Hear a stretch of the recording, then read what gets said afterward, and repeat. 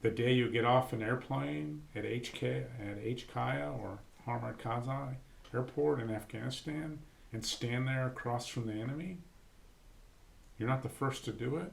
Mm-hmm. And the guy who did it 75 years ago was just like you. He was probably 18 to 24-year-old, high school, 3-time volunteer, well-trained, well-led, and stood his post. Broadcasting from the center of the military universe, Fort Bragg, North Carolina. This is the 18th Airborne Corps Podcast, the official podcast of America's Contingency Corps.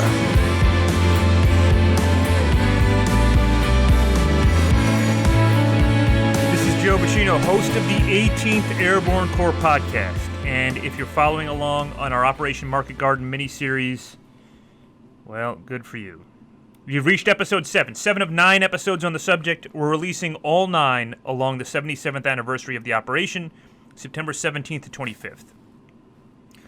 Okay, so far we've spent time on the command structure, on the plan, on what went wrong, on why it went wrong, on who's to blame for what went wrong. Today, we're talking exclusively about the 82nd Airborne Division, the role of the 82nd in the daytime airborne assault on September 17th, the role of the 82nd in seizing the bridges. And to speak with us on this subject is John Arson, the director of the 82nd Airborne Division Museum on Fort Bragg. John is the museum director. He's been the museum director since 2004. Before that, from 1999 to 2004, he was over at the Airborne and Special Operations Museum out in Fayetteville. He's also a 1-star general in the Army Reserves. So there's that. Museum director and a general. So he gives us great insight into the role of the 82nd Airborne. And one thing we talk about here, fair warning, is the role of General Jim Gavin, the commander of the 82nd. Jim was the most experienced paratrooper on the mission. By this point, Gavin had led the 505th Parachute Infantry Regiment into the Italy airborne assault. He was also the deputy commander of the 82nd Airborne in their jump into Normandy. And he also helped found the airborne forces, the concept of airborne forces in the United States. So, he was the most experienced paratrooper. He was working for a British Corps commander who was inexperienced, Boy Browning. And so, the Brits had command and control of this operation. Boy Browning had command and control of the 3 airborne divisions, 82nd, 101st, and British 1st. And, the decision was made to go with Boy Browning. We've talked about this here. The decision was made to go with Boy Browning over Matthew B. Ridgway, another experienced paratrooper who commanded the 18th Airborne Corps. So we talk a little bit about that. And I think it's worth describing here. We talk also about the Waal River crossing, which was a real critical moment in the history of the 82nd Airborne Division. And if you don't know this story, we talk a little bit about it. This was on September 20th. Paratroopers from the 82nd crossed the Waal River in 26 tiny boats. They didn't have proper oars. Some of them used their rifle butts to row. It's a very famous scene in A Bridge Too Far. Half of the 260 paratroopers involved were killed or wounded. They were crossing a stream in really a heavy flow of the river, heavy tide. They were crossing right into German defenses who were shooting at them. And if they got across, they were to take out the German defenses and take the other side. And then they actually had to take both sides of the river. So the 37th Engineers of the 82nd Airborne Division, they had to cross the river. The 504th Parachute Infantry Regiment had to cross the river, led by Julian Cook, so famously in the movie. And then the engineers, the 37th Engineers, and get more 504th Parachute Infantry Regiment troops. And so the 37th Engineers had to keep going back and forth across this river and drop off the 504th paratroopers. So it was a decision that was rendered in the moment. It was a decision that was rendered very quickly. It was resourced very quickly. And it's just a real event that's a testimony to the American paratrooper. So we talk about that. We talk about the role of the 82nd. We talk about the role of Jim Gavin in this operation. So it's a good discussion with him. And here is my talk. Here is the 7th of 9 episodes in this mini-series on Operation Market Garden.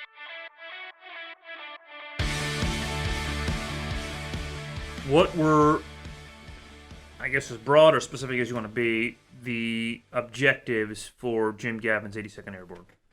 Well, 82nd had several objectives on the openings of Operation Market Garden. Of course, the first one was to grab the bridges, primarily at the Moss Canal crossing, which they were able to control that immediately after dropping within about 30 minutes.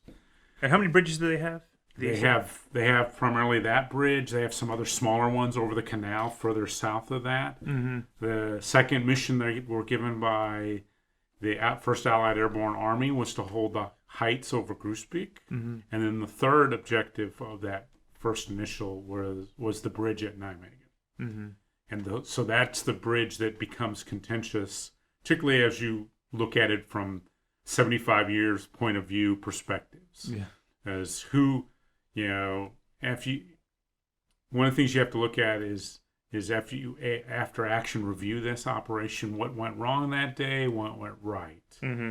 And so, the jumps and the putting on target on the first bridge happened exactly like it should have. Mm-hmm. And actually, in some ways, fate actually helped the 82nd Airborne Division because one aircraft was blown off course and its stick ended up on the other side of the bridge. So they were able to take both sides of that now Thompson Bridge. Lieutenant Thompson and his stick was on the wrong side of the bridge. Mm. And so they were able to take both sides of that bridge and control it within 30 minutes of landing on the landing zone, or the drop zone, excuse me. Mm. And so that ended up working out well. The other bridges also came very quickly, and those were given primarily the 504. Again, well trusted. Gavin knew that regiment. He gave them those missions to help control. But the Nijmegen Bridge, they were not able to hold Nijmegen. Right. So again, as you look at the way the rest of the missions were kind of laid out, the 505 Infantry Regiment was given to help hold the Groesbeek Heights and hold some of the intermediate stops from Grave all the way to Nijmegen. Mm-hmm. The 508 was dropped further to the Groesbeek Heights, and they were given the mission primarily to hold the heights. The heights are critical when you look at Montgomery's plan, you look at 30 Corps' plan, you look at 1st Allied Airborne Army's plan. The Groesbeek Heights are critical because from that heights, you have it's a literal cliff. Now in Holland, it's the highest point in Holland. It's 200 meters. Mm-hmm. It's not very high, but when you consider it goes from riverbank to 200 meters, it's a very significant piece of terrain to hold. The 508 was given that. Now, even on that day, the 508 was able to get a company all the way to the bridge at Nijmegen. But that one company wasn't enough to help take that bridge. Mm-hmm. And so now, when you look back at its history, Gavin and others write, that the Nijmegen Bridge was critical. Well, in the op order, it lists the three, and they list them in that priority. So the Nijmegen Bridge was the third priority. But again, had the 508 been a little more aggressive, again, that's only their second combat operation. Had they been more like what the 504 and 505 had been, maybe it could have been different. But ultimately, Linguist holds the heights. He holds the heights with, debatably maybe too much force, not enough in his mind, too much by Gavin and others. So now, so again, we're not there. None of us were there. And so you don't know exactly what that leader was faced. But he knew that was a critical objective all the way from the initial plan. It's in everyone's operations order to hold those heights. Mm-hmm. And were some people, I think, you and I talked about that some of this is wrapped up, I think, in so much judgment and emotion. Well, like I said earlier, I think part of when you look at, Operation Market Garden, we didn't get all the objectives. Again, the whole idea was let's end the war by Christmas. Yeah. Had we taken that bridge, the war would have been over by Christmas. Taking Nijmegen Bridge. Arnhem. Arnhem, yeah. The Arnhem Bridge. Right. The war would have been over by Christmas. Again, Cornelius Ryan said it was a bridge too far. So the fact that we don't get that last bridge and now have that entry into Germany and the industrial heartland, now everyone's second guessing it. You know, the natural course, all military leaders look at an after action review. Yeah. So everyone after actions reviews it, and depending on your point of view and your perspective, and what I would say is time. Yeah. History gives you 20/20 perspective, but point of view drives where you go with that. Right. And so if you're a British historian, British military officer, and you're looking at why our bridge wasn't taken, so what causes that? Are there delays in the ground combat? Potentially. Were all those delays caused by the lack of bridges? Debatable. Yeah. I think maybe if you're looking at this from a British perspective, you feel that, people have said this to me, that Montgomery gets too much credit and Gavin basically is absolved historically of all blame, even though he should have prioritized Nijmegen Bridge, because I guess the thinking goes here, if they get Nijmegen Bridge, they zip past there, they ultimately get Arnhem Bridge, the mission is a success, the war ends by Christmas. And it does. And I think, again, it's easy to Monday morning quarterback a military operation. Yeah. Particularly one this big that fails so spectacularly. Right. This one is large. Yeah. It's strategic use of airborne forces. Yeah. Had it been successful, the war would have ended. So it was a high payoff. Mm-hmm. But high payoff is high risk. Mm-hmm. And high risk in this case meant that the last bridge wasn't taken. So now you start rolling back and looking at it. That bridge was the third objective of the day, or the fourth objective if you look at some of the orders. Because also controlling, the 505 was controlling some of the other territory between Grave and Nijmegen below the Groesbeek Heights, which is critical because it's Germany. Mook and those other towns are right on the German border. So, and it's land. So now if you controlled all that area, so again, we weren't able to get it on the first day. The problem is the Germans have a vote.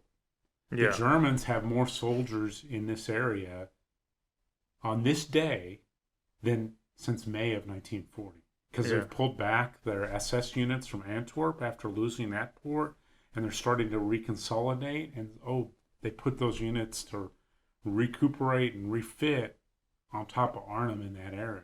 So now you've got more Germans in Holland since May of 1940, and you decide to drop 3 airborne divisions into that mess of Germans. Yeah. And so they get a vote, and then they move forward too. Had you taken the bridge on day one, it would have been no issue. But the fact that we couldn't, the 82nd, 508, couldn't get that bridge on day one means that it now has to be fought over, and it doesn't get taken until later.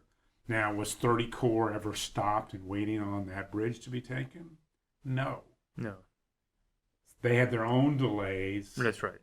So, if what I would say historically, if 30 Corps was sitting outside of Nijmegen waiting for that bridge, you could have blamed the 82nd for not taking it quick enough. So I think specifically one thing I read in 3 different sources, is that there's a notion that Gavin gave his least effective commander, Roy Lindquist. Roy Lindquist is in the 508, the 2 most complicated missions, the high ground of Groesbeek, which you talked about, and the Nijmegen Bridge, and that as such an experienced combat leader who's worked with the troops, led out from front, understood his regimental commanders, he should have given that to one of the other commanders. But again, I think if you look at his commanders, so he gives his most experienced commander the first bridges in the sector. Mm-hmm. Who's that? That would be Tucker in the 504. Okay, yeah. So again, if you look at how strategically the operation's laid out. Mm-hmm. It's a British planned operation, so they get the furthest bridge. So the first bridges are taken by the least experienced American Airborne Division, the 101st. The next set of bridges are now the more experienced 82nd, but it's not the final bridges because it's a British planned operation. So again, I think if you look at it from that perspective, the missions were laid out by combat experience and requirement. So Gavin lays them out almost the same way. You have to have the bridge at Grave. If you don't own the bridge at Grave, who cares if you own the Nijmegen bridge? Mm-hmm. So you have to take that bridge right away. So he puts his most experienced commander and unit on that bridge in that mission. The next most experienced is holding probably the most threatening or most dangerous course of action, with the Germans being able to, through land, bring more forces in. So you hold that. And the third mission is now given to the 508, which is the heights, and the bridge is right near there. So if you look at how he arrayed his forces, he arrayed them on the battlefield by mission priority.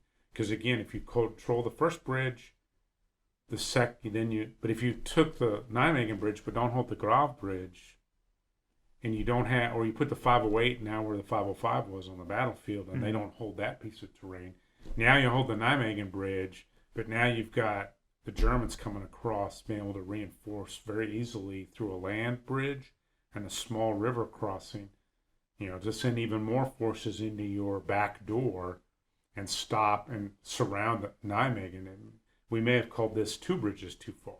Yeah, if that had happened. Yeah. Well, how many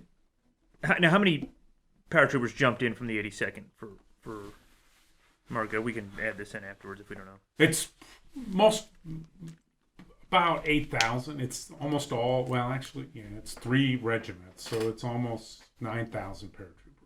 And the other thing that hurts the 82nd is not able to get the 325th in quick enough. Right. Because of the fog and the weather and the fact that you don't have enough aircraft to move the gliders, which are reinforcing, to get them into the battlefield on day one. When was 325th supposed to go in? I forgot about this part of the story. They're supposed to come in on the end of day 1, beginning of day 2. Okay. So basically the night of the 17th or night of the 18th? 18th and 19th was the plan, but they couldn't get them in. Okay. Because they canceled because of weather. You don't have enough aircraft to do it as quickly, and you can't do it in a single lift. Yeah, that's right. That's right. So again, even the American or the Allied Army, despite all its resourcing, still has limitations. And in this combat, it's the aircraft. There are only so many C-47s, and so it's the largest airborne operation ever conducted, ever. It takes many days. It takes lots of aircraft. It takes much time to get all that brought in. And when you start thinking about some of those flights, these flights aren't nearly as long because they're taking off in France and other areas, so they're able to put more paratroopers in there. But still, a C-47 only can haul at the most 26. But you put 4 bundles underneath it, you lose 8 people inside. So now you're talking 18 people. When you start thinking about that in a modern Army context, that's the same as what we put in a Chinook. That's right. Imagine trying to move the entire 82nd Airborne Division via Chinook. Right. Yeah. I guess you just think about the resourcing required. Because we'd never done anything like this. Right. We'd never done anything this big. It's very ambitious. It was and that's... And if they're doing it in day? Right, daytime. And again, that's where I think some Americans find Monty flashy, hard to deal with. And so, he's a very different military tradition, very different than what most Americans... He's an armor guy. Again, you want to talk about clash of cultures, armor versus airborne. Yeah. Right. Both equally think they own the battlefield. Both equally are effective on the battlefield, but different in a different manner. Right. And so you put those two together, and so he's not, even our own American officers don't always appreciate Montgomery and the things that he did. And by the way, he was very combat proof. Oh yeah. And again, had it worked, he'd be the hero. Yeah. Well, I think he probably knew that too well, though. We did. Yeah. Making it this big making it this risky, some people feel like that was a function of his own ego, that you could have scaled this back or scoped the operation so that it was more in line with what they'd done to that point. But making it this big was really just a function of him as a champion. He'd already been just taken out of command of all Allied forces. So, this kind of success, I think, a success on something of this level, perhaps, was his marker to the world. Right, and again, I think... And his legacy. Right, and if you look at the culture of, you have Eisenhower now in command of this multinational force. Eisenhower's trying to balance all the equities. And the British, are a very critical partner, as they still are today. Mm-hmm. But, the tides are beginning to turn. It's clearly an American show, an American success. And so I think, if you're the British military, part of what helps them was audacity. Yeah. Right. When you look at some of their ideas are very unique and very creative and highly successful. Yeah. Mulberries for Normandy. Yeah. Some of the other but that's how it's flair. They have a lot of flair, but when it works exceptionally well. Yeah. Our army is much more of an industrial army during this time, and so it's not always, that flair is not as recognized. And you look at someone like Eisenhower, and our senior leaders are more, they're managing a combat along managing leaders. We have a general that's very much flair, and that's Patton. That's right, and he comes under heavy criticism, even from Americans. Right. Now we criticize Patton and his leadership. Right. So. And again, during the war, the decision was made that he was never going to be a 4-star. That's right.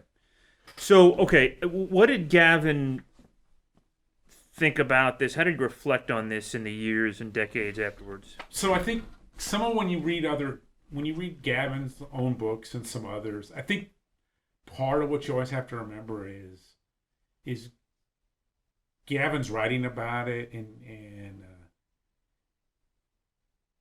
not that he's defending himself, but he already knows there's a lot of criticism of what happens during that day. So you even see, I think in his own book, he talks about, Lindquist should have clearly understood what the mission priorities were that day.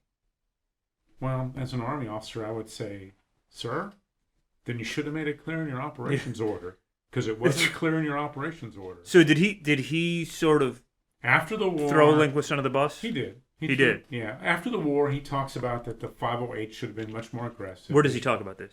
He talks about it in his book, is it On to Berlin? Okay. Yeah, he talks about that Lindquist should have been much more aggressive. Lindquist should have understood that bridge was equally as critical as the heights. But the order doesn't. The order clearly says the heights is the higher priority than the bridge.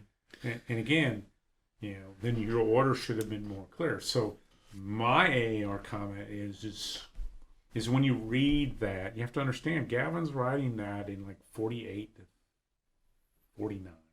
It's 4 years after the operation. He's already probably beginning to see this criticism. British probably weren't, Cornelius Ryan's around, I think, doing some of the research during this period. And so you already have people looking at the operation. Right. And so I think hindsight, Lindquist probably should have been much more aggressive. But Lindquist was following the order. If Gavin thought the bridge was more important, then Gavin should put it in his order. That the bridge was more important than the heights. He didn't. So, I think, has Lindquist ever answered to this? No, responded to it in your I think Lindquist kind of, when you look at the post-war army, he just kind of goes away. Yeah. I think he serves for a little bit. He does make 1-star general, but he doesn't go very much further. I think, that's the hard part. And what I would tell folks is you can look at Market Garden as a leader today, and you can start to understand the criticality of orders, commander's intent. All these are very critical. And so if you look at that, and even, a year after your operation, that may be called into question. Yeah. So, okay, the last thing I just wanted to see if you could help us with is, you're somebody who is in some way charged with the history of the 82nd Airborne and the legacy, and investing in the legacy and understanding it and explaining it. And within the legacy of the 82nd Airborne, the Waal River crossing is a big moment. It's something that, well, we have a street named after it here. Right. There's a reenactment with the engineers here every year. Where does that fit in the broader context of 82nd Airborne Division history? I mean, there's so many, I think, big moments, but this is one that, in my mind, shows what the paratrooper means. Because ultimately, it's a failure, irrespective. Now, they get over the bridge, but they cross the river, but the operation ultimately fails. But it does show, in my mind, what was asked of these paratroopers and what they actually did. Well, again, if you look at it, like you said, I'm charged with the legacy. Yeah. So, the audacity of a paratrooper, it's the stuff of movies. Yeah. And in this case, literally, it's in a movie. That's right. Because it was such a great operation. But then you look at, the audacity of a paratrooper, the audacity of the 82nd and its leaders.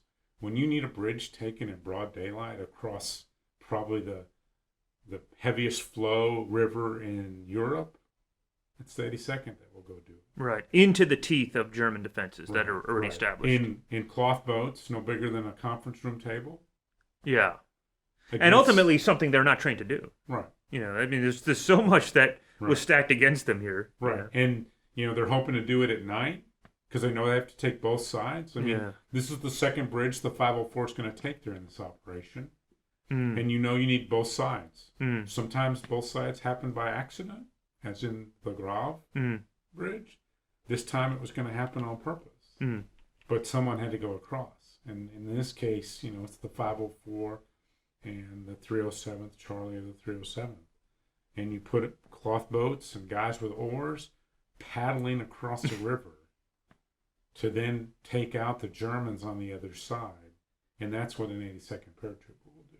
Again, that I'm here to help train those soldiers to be able to do that, to know that the day you get off an airplane at HKIA or Hamid Karzai Airport in Afghanistan and stand there across from the enemy, you're not the first to do it. And the guy who did it 75 years ago was just like you. He was probably 18 to 24-year-old, high school, 3-time volunteer, well-trained, well-led, and stood his post.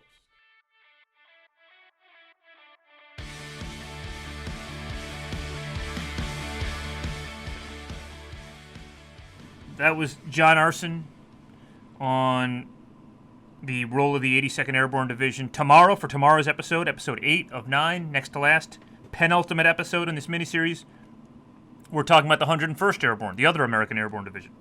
So one thing in there we talked about, I kind of forgot about this, but I did know this, is that Operation Market Garden was really a bit of a footnote in World War II history up until 1974, when Cornelius Ryan wrote that book, A Bridge Too Far, upon which the movie's based. And, it's really become such a part of the story now and part of the culture of World War II and the way we understand and think about World War II. And certainly it's become a part of the way we think about airborne forces, largely, I think, because of the movie, which came out 3 years later. So I think we talk so much about it now, we're doing all these episodes on it, but it wasn't really obsessed on in the same way we obsess on it now, up until almost 30 years later. So, but, we talk about it here. It's an important moment in World War II. It's an important moment for airborne forces and for the Allies and for the Germans. Okay, and so we're going to continue this mini-series tomorrow, talking about the 101st, and then the next day, we're going to close it out. Thanks so much for listening. Please subscribe on Apple Podcasts, on Spotify, wherever you want to subscribe. And please leave a 5-star rating and a review. It helps other people find the show. I am your host, Joe Bacino. Thank you so much for listening to the 18th Airborne Corps Podcast.